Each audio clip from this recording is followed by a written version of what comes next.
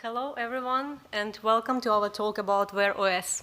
I am Ksenia Shemelchik. I work as Android Developer Relations Engineer at Google, and I'm joined by my wonderful co-speaker, Yuri Shimke, who works as software engineer on Wear OS team, focusing on developer experience. Millions of people are already using smartwatches, and this number continues to grow. With Wear OS, you can create a personal and convenient experiences, and ultimately, it's an opportunity for your app to reach more users. This talk should give you a solid foundation on how to build modern experiences for Wear OS.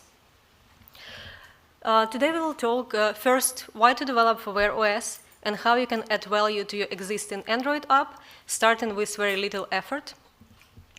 Key considerations for designing engaging experiences for wearables, app architecture recommendations for code structure and reusability.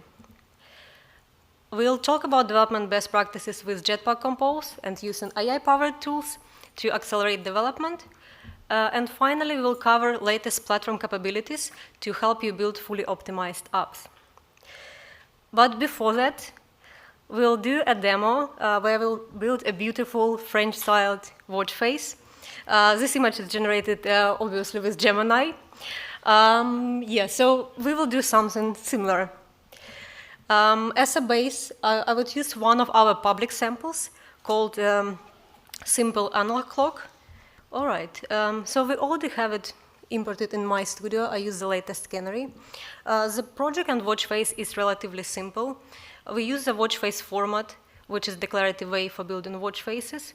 We use a version 1 of the format, which means that it's very basic features that we have, and it would work on any Wear OS version above 4. We also have standalone flag defined, which is required for any Wear OS app. And attribute has code set to false, which is mandatory if you're using watch face format. And watch face definition itself lives in watch face XML file, which is, as you can see, like could be familiar for Android developers who have been doing Android before Compose. So we have a lot of different attributes corresponding to format XML schema, and it's like relatively straightforward. Let's run it first time and see how the watch face looks right now. Yeah, so as you see, it's super simple. For configuration options, we only have colors for background and for watch hands. Let's start with some changes. I will switch to a separate branch because I did my homework already. I basically did a very minor changes. Added some resource files, and for watch face itself, I added one user configuration with two options. First would show French flag, obviously, as a background, and second one also obviously will show an image of beautiful Eiffel Tower. Cool, so let's run it very quickly. Right now, what we have added is two configuration options for background, and the color setting for watch hands is pretty much the same. So it already looks good, but I want to make it more expressive, and I will do a few improvements using Gemini and Android Studio. So in Android Studio, you actually have some of the prompts that you can set for the prompts that you're using frequently. I usually set sort of my system prompt, where I specify my preferred annotations and usage for the code snippets. Sorry, not usage. Sorry. All right. It probably would be too hard to project this, but I can show it later. So it's pretty much some typical system prompt where I just say communication style, be concise and direct, keep responses short and on point. So that is the first one. And for watch face prompt, I'm literally saying like use watch face format as described and linked in our documentation, and also linking reference docs for watch face format version 1. Yeah, sorry about that you can see it, but I will add this to project later. All right. Are you able to see? Yep. So these prompts are available. You can apply it from, you don't see it. Okay. When you run it, will it show up? It probably won't. Let me. So prompt execution would show up in Gemini, but now I'm not sure for inline code changes. Okay, so for the first prompt I mentioned, here is my system prompt. And the second prompt is about watch faces. Okay, so now we are set. Let me actually see if you're able to see the results whilst editing. Okay, so first improvement that I want to make is adding some color options for the watch hands. Okay, that works. Cool. And my first prompt literally asks Gemini to generate combinations of French flag colors, name them as tricolor AD, and then add this to the color configuration. Let's see what it generates. Okay, so it generated 3 lines. The code looks valid. It used 3 different colors in a different combination. Let's accept the changes and try to run it.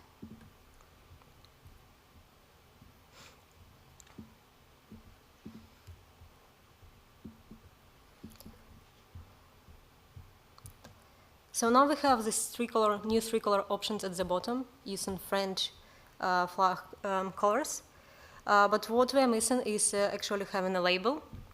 Let's quickly fix it. I'll use another prompt asking Gemini to generate correct resources.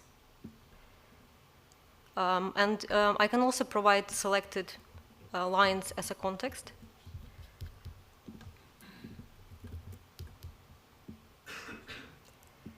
Okay. Yeah, I think this attempt generated not what I was asking for. I literally need some string resources that I would put for these colors.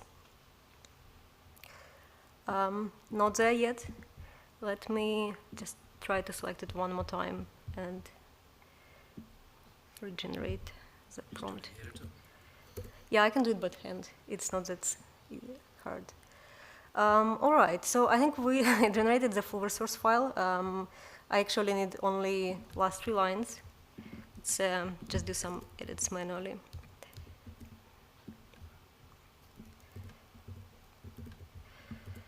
And for simplicity, I would only use the main color for our end. And I also wanted to be more descriptive, so I would ask Gemini to replace these strings with meaning of the color from the flag. Okay, it generated it correctly for the first line, but we needed to do the same for other lines.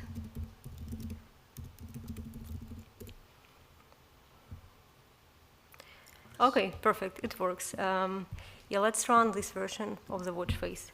Yeah, it might look like very obvious thing that you obviously can do by hand, but the beauty of that, as you get used to that, it could actually help to improve your productivity for some amount of time. Okay, so yeah, as you see now we have options correctly, and I don't need to Google to look for the color definitions. So yeah, it works well. All right, so I think watch is already in a good state, but I want to make it even more French. And guess what? What we'll do is we'll add a special configuration that would enter Baguette mode and will turn watch hands into very tiny baguettes. Hopefully, like French people here won't be offended, but I personally like French bread, croissants, baguettes. Yuri as well. Yep. Like very good for lunch. All right, so I would use a second prompt, which adds Boolean configuration to enter Baguette mode, and I would ask to wrap analog clock definition for the watch hands. And when false, we don't need to do any changes. When true, we would use some of our resources that I prepared in advance. Okay.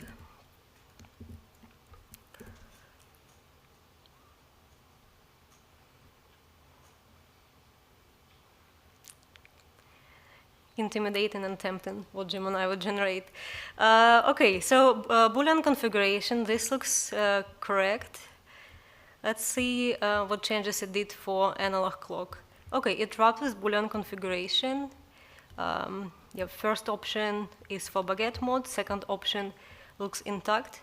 I see that it's still missing some attributes, but let me actually, it would be easier to edit by hand. So it misses Boolean option.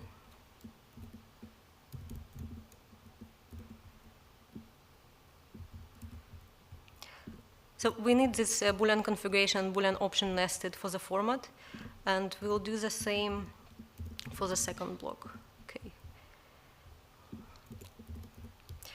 And one last thing that we'll need to do is actually define a label for this mode. I can just do it by hand.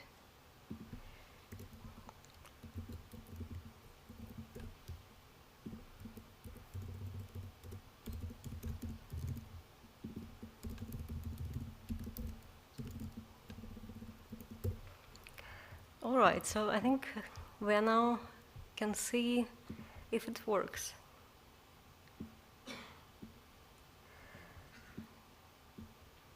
Excited to see?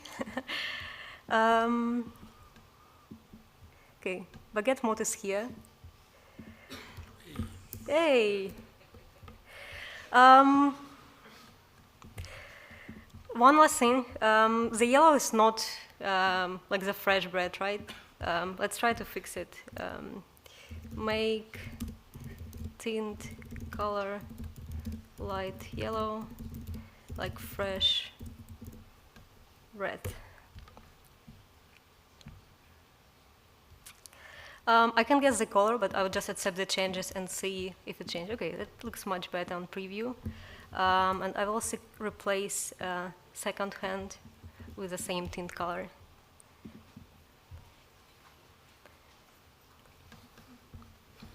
Nice. Okay, we have a wonderful watch face. Do you like it? Yeah. Awesome. All right. So that was it for the demo. You can, if you're interested, I uploaded everything to the repo. You can check out repository. It has different branches to start with, and the final code and the commit messages has all the things that I used, including prompts. And you can also download APK for this beautiful watch face to wear for the rest of the time at the conference. It's also in the repo, or you can scan quickly using QR code. All right, so now we're getting back to our initial agenda. And first thing that I would like to talk with you is how actually you can add value to existing app with Wear OS. And we'll start with the basics, because wearables often have different usage scenarios comparing to the phone.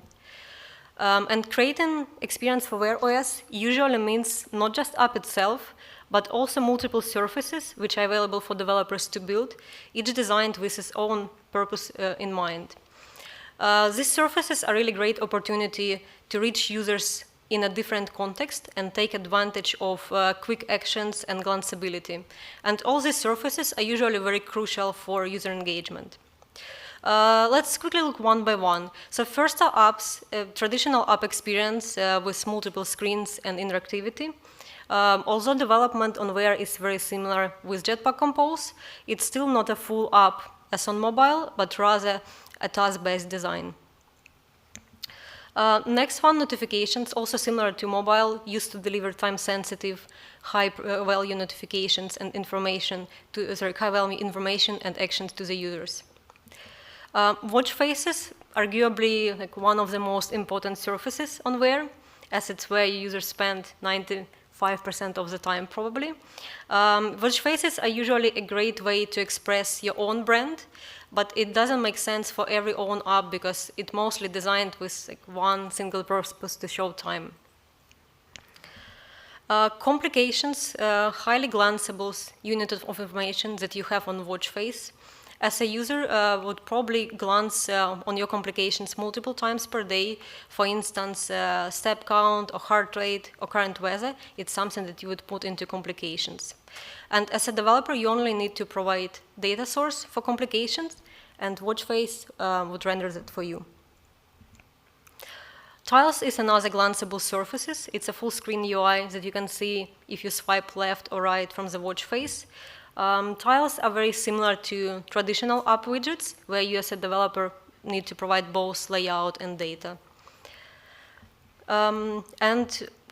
From all of these surfaces, except of watch faces, you can redirect to the application, and it's usually a good mix of interactions when users would glance some information on the watch using these surfaces, and then would be able to redirect to the full app to complete some tasks there. So at this point, you might have a good question, where should I start, as all of this already looks like quite some work. Good news that you can start with very little effort to improve wearable experience without building a Wear OS app, where you do changes only in your mobile application. And then you'd gradually progress to build a companion app experience where you rely as much as possible on the phone, but at the same time, you're taking advantage of tiles and complications that can be provided within the app. And as a final bit, as you iterate with user feedback, you understand what features they want, you can gradually enhance your app into standalone experience that usually comes with more features, but more optimizations as well, for instance, for optimal battery usage. And now we're going to look into key design considerations when you're building for wearables. With smartwatches, users usually spend most of their time wearing device, less time to look at glanceable information and actions, and very limited time for interacting within the app. So, as it might sound obvious, don't create a complex, detailed apps which would be difficult to view or edit on the watches. And instead, for this scenario, think of how your existing app could provide more value for the wrist. It could be one or two very important tasks that would make sense for the watch. We have a few basic design principles that you should keep in mind when designing a wearable app. First, information should be easily digestible, and as users usually spend less than 5 seconds for their interactions. Surfaces that I mentioned, like tiles, notifications, and complications, are perfect fit for this. You have to provide simple, quick navigation where user interactions are intuitive and consistent with the system. As you design, account for small round screens and limited input. Again, don't just shrink your mobile app and ship it to the wearables. And lastly, it's probably very specific to wearables, but you have to keep into account whether there would be special conditions like user moving if you're building a fitness app. Another important aspect is availability of internet connection.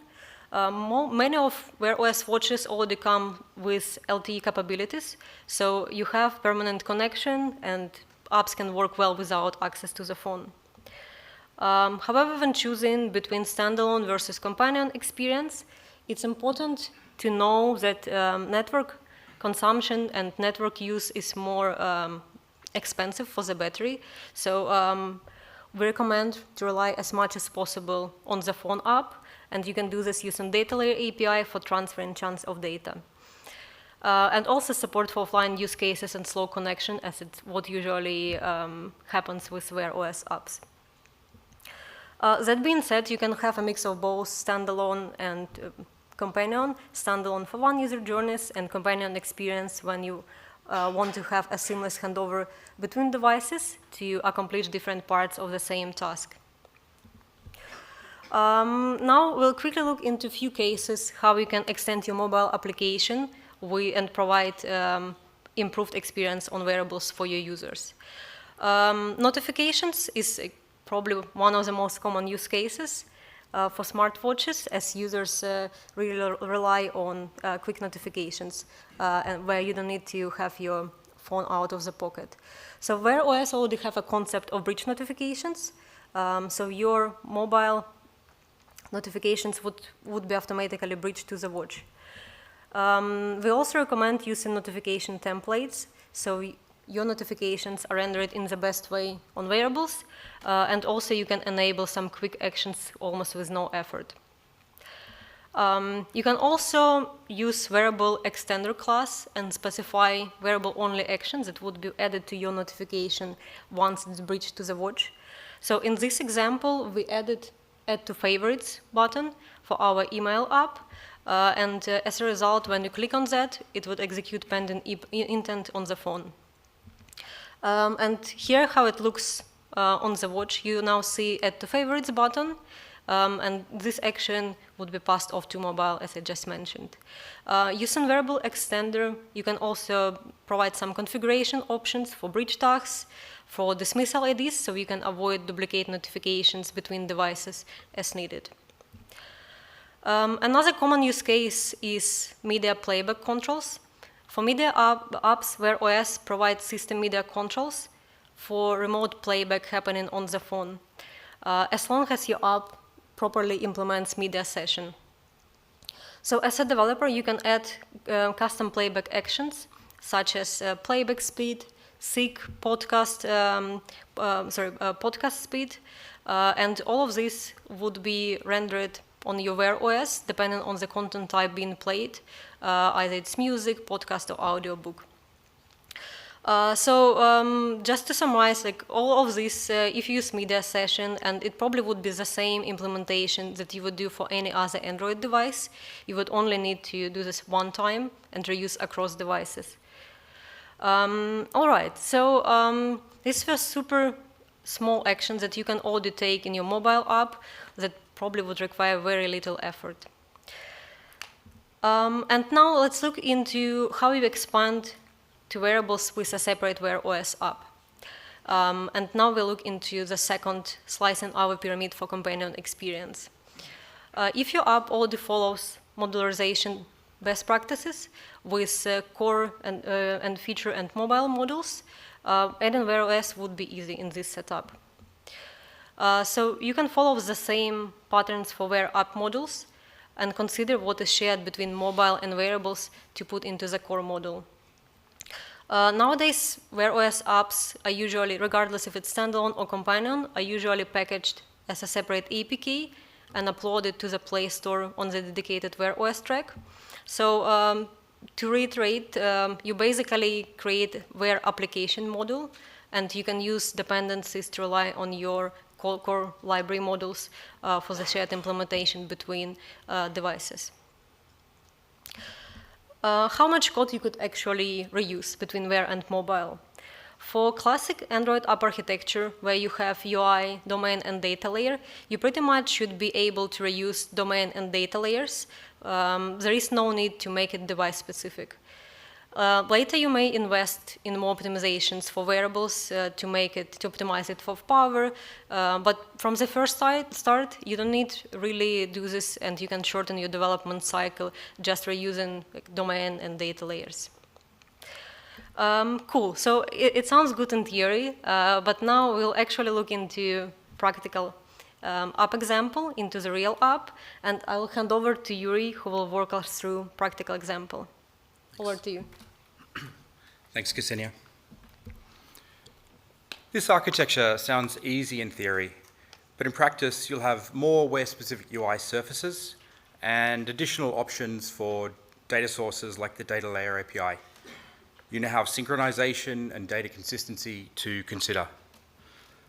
You may already be familiar with the Confetti app from Android GDE, John O'Reilly. It's an open source conference app written by a conference speaker targeted to conference attendees and presented now at this conference. If there was a ConfCon, it would be the keynote session. The project allows viewing your conference schedule from your phone and more. And among other features, it's a great public sample of a Wear OS app. Why is it a great sample? Well, it's written to be composed multi-platform. It supports various form factors and devices such as mobile Android, Wear, Auto, desktop, web, iOS. so it's already written for maximum reuse of code. Let's take a look at the Wear app. Being somewhat Android-focused, we can assume a decent number of Confetti users have Wear OS watches, and it lends itself to exactly the type of glanceable use that fits well on the wrist. As an open source app, written and maintained by volunteers, we do have to be considerate to the size of the code base to maintain, and how changes or new features can be supported across form factors. But we don't need to keep up with all the mobile features, merely implement the quick glanceable interactions that don't justify taking your mobile out of your pocket. Maybe I want to see what's coming up and what I've bookmarked for the rest of the day. The Confetti app includes a large, fairly monolithic shared module that contains mobile UI composables, view models, and the data layer. It's maybe not as clean as the ideal structure that Ksenia presented. Sorry, John. But that's why it's interesting. It's a real app with tech debt and trade-offs. The Wear app needs wholly distinct screens because of the round device shape, limited screen real estate, and different interactions such as scrolling with the crown or bezel. And Wear Compose is a separate library, so also reinforces that.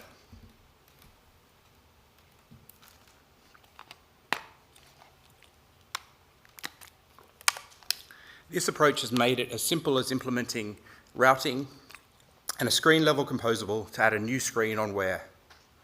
Using Compose for Wear OS to build the app, which we're going to cover in a moment. We can change the features for the Wear screen and select the best subset of data provided by the mobile code. In the code above, session details UI state is exactly the same UI state that mobile uses.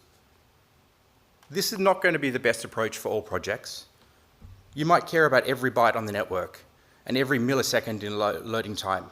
But for Confetti, it feels like a pragmatic trade-off.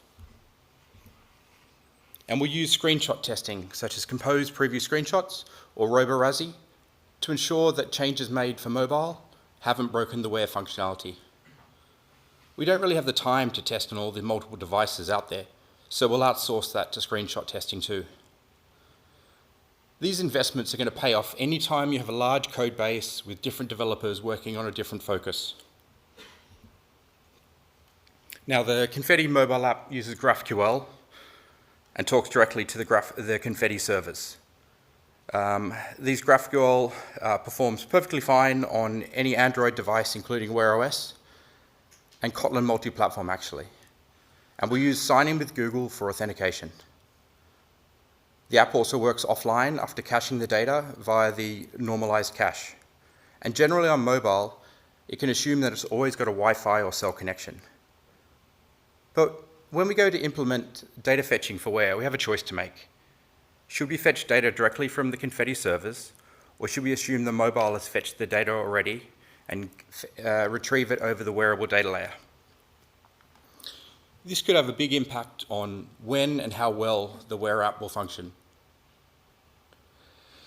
Are we really expecting users to be using Confetti while they're jogging around their neighborhood with their phone back at home? Probably not. Primarily, if we share the same GraphQL queries, we can avoid writing a bunch of additional Wear-specific data fetching code. So the pragmatic choice is to connect and refetch data on Wear directly from the servers. But for the benefit of users, to make it seamless, we'll share the current conference and the logged-in user token from mobile. If the mobile isn't available or the app isn't installed, we'll have a fallback, which means the Wear app can work standalone. So we've built an offline-first app, fetching data from the network when it's not already available. But this means we might have stale data, or when data changes, maybe we're missing speaker photos. To solve this, we'll use Work Manager to schedule a nightly job to refresh all the data while Wi-Fi is available and it's charging, fetching all session data and even fetching and caching speaker photos. We can't know if the user really will have network access when they go to use Confetti, and possibly using LTE every time would drain the battery.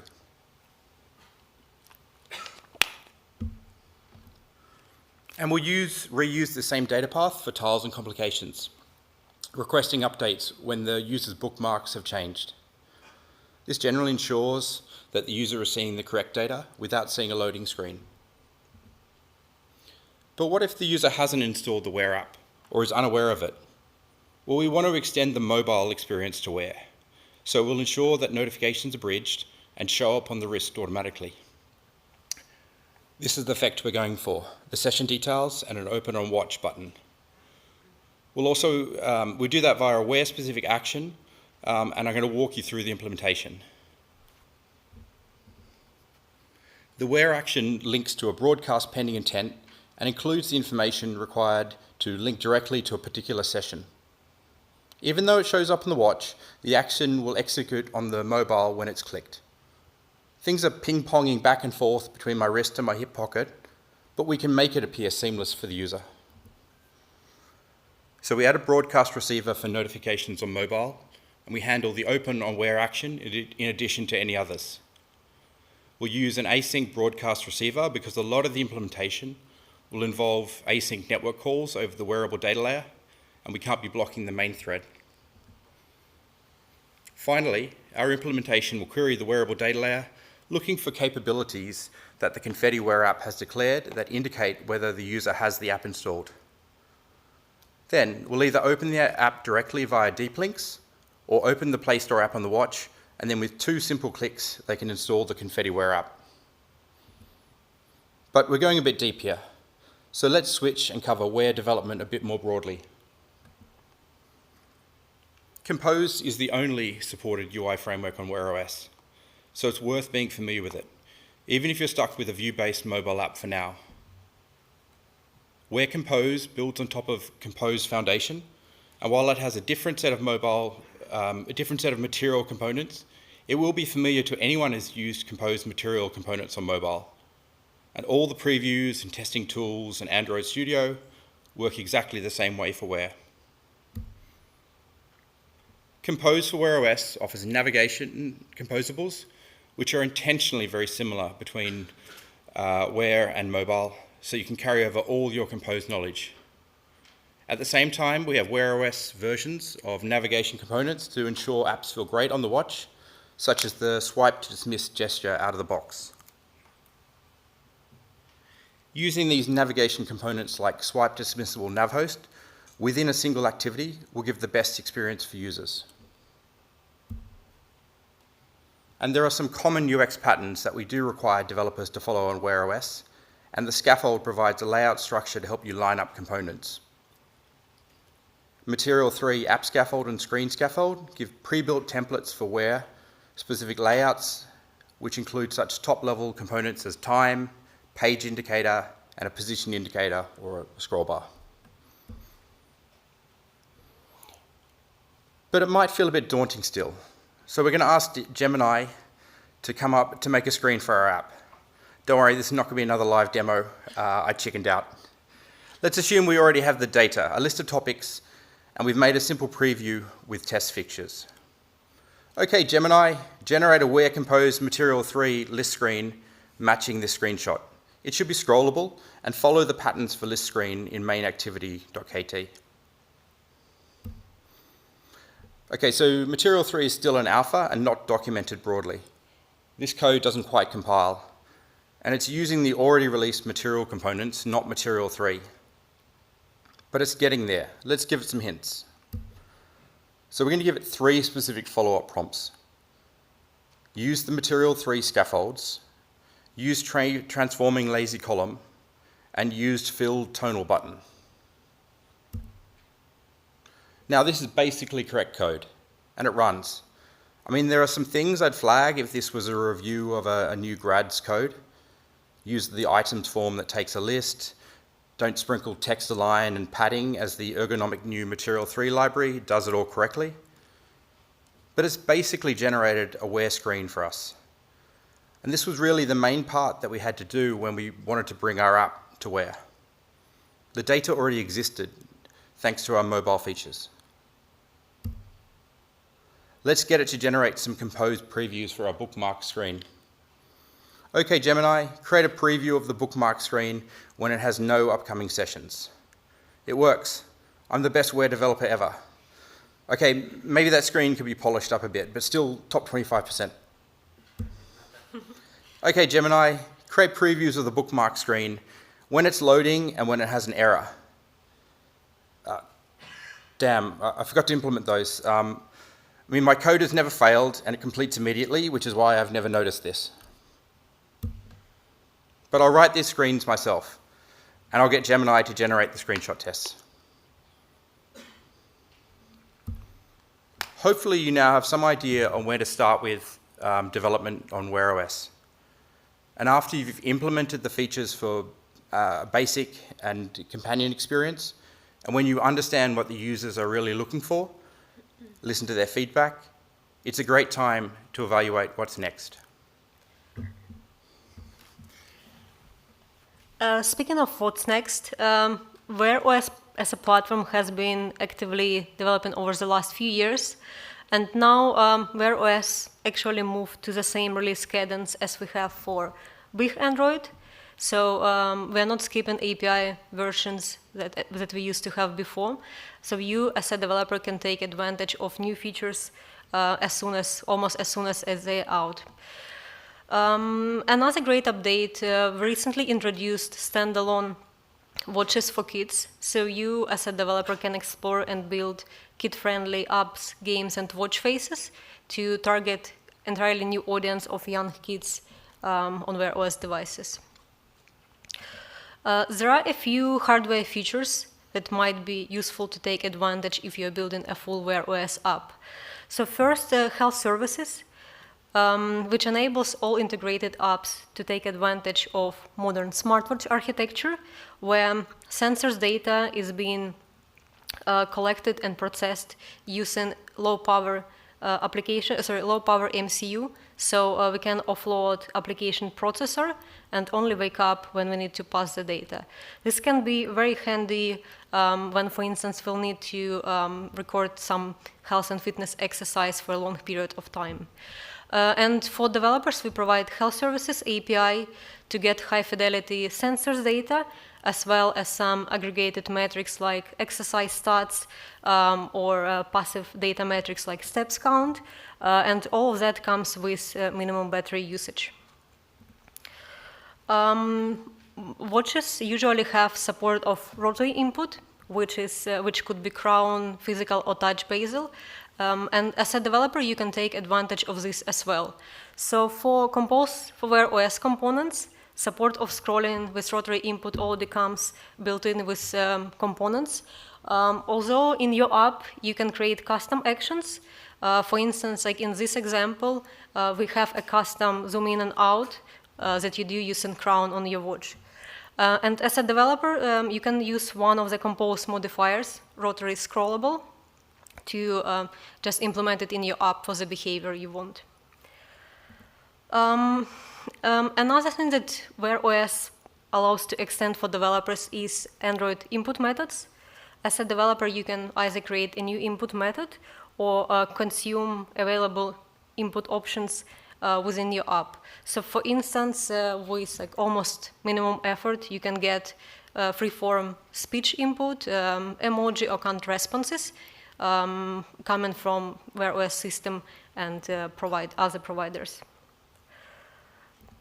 For watch faces, 2 years ago, we introduced declarative way of building watch faces more easily and at the same time to ensure consistent, high-quality experience for the users.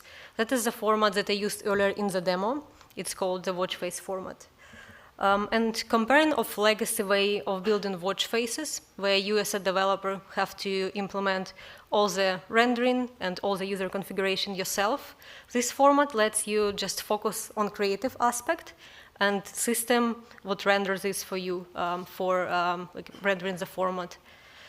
Cool. So the format is our recommended way for building watch faces in order to be published on the Play Store, as support of legacy watch faces is already limited. And you can also check some additional validation tools that we have on our open source GitHub project. These are the same checks that we use on Google Play. It could be handy if you want to use it throughout your development process. All right, so we covered a lot today. Let's very quickly recap.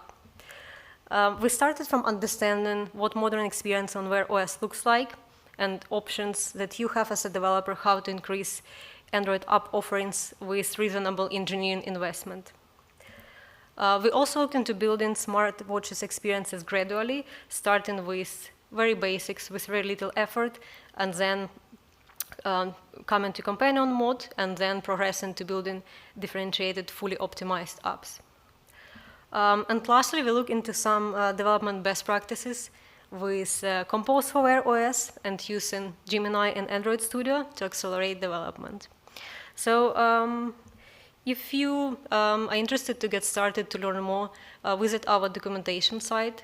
It's a great place to start as we have everything from design and development guidance, our latest blogs, and links to the code labs. And we also have public samples on our GitHub repo. And if you want to have some discussion with community, with Googlers, join our Compose.Wear channel at Kotlin Lang Slack. And I think finally, don't hesitate to come to us, to reach out to us if you're building a Wear OS experience and have feedback about APIs or developer materials. I hope you enjoyed. We hope you enjoyed the session today. Thanks everyone for coming. I think we have a few more questions. A few more minutes for questions. Thanks everyone.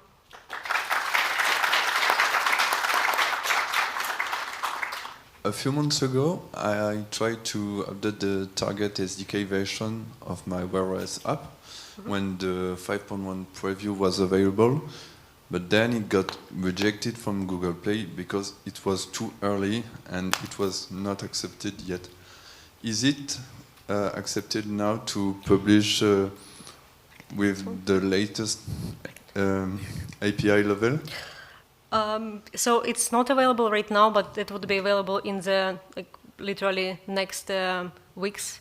Okay. Just because we don't want developers to publish untested APKs on the version until it reaches real devices. So that's made on purpose. But usually we release this when we have stable version of developer preview.